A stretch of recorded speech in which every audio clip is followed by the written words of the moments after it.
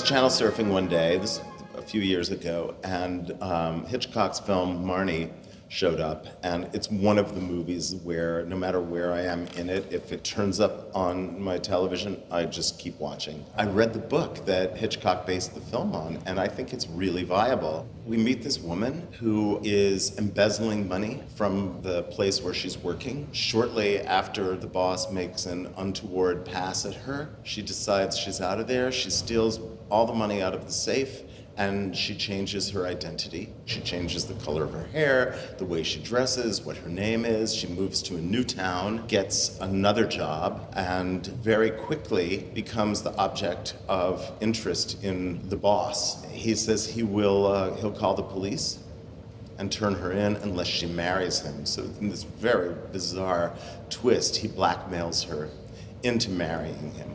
Musically, for me as a composer, having a character, especially a female character, in this case a mezzo, where you have so many different registers, where there's what she's saying, there's what she's thinking, there's the kind of immediate source behind what she's thinking and saying, and then a kind of deeper source that we only hint at.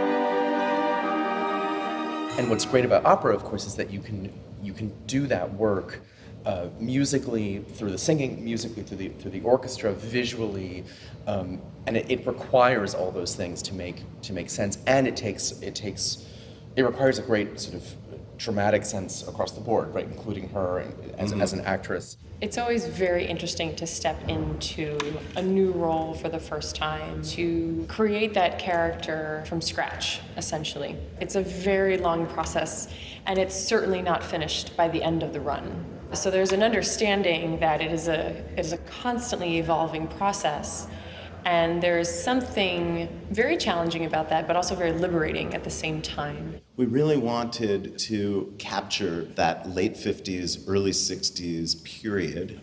England is where the book is set and where our opera is set.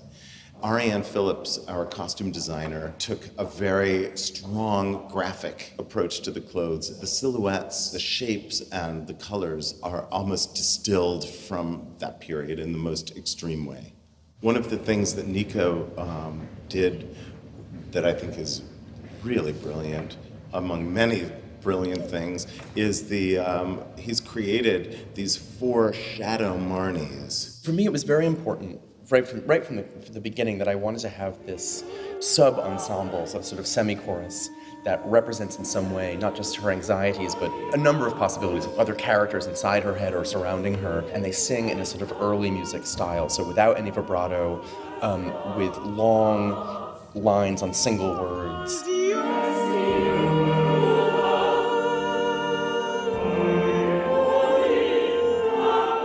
The challenge will be to transmit the entire story to the audience through the music and the vocal line and the story and everything that's created on stage, as well as everything else that will happen in her mind. Isabel Leonard was the first singer I thought of for the role of Marnie. She's a beautiful singer, and she's a very beautiful woman.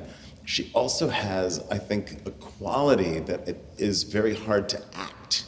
She is elusive and has a way of keeping a distance, but at the same time invest completely in the character. I've known Isabel, we were at Juilliard more or less around the same time, and she has this effortlessness that was sort of legend. And even when I tell my friends who are at Juilliard that she's going to be in that, they're like, oh, right, obviously.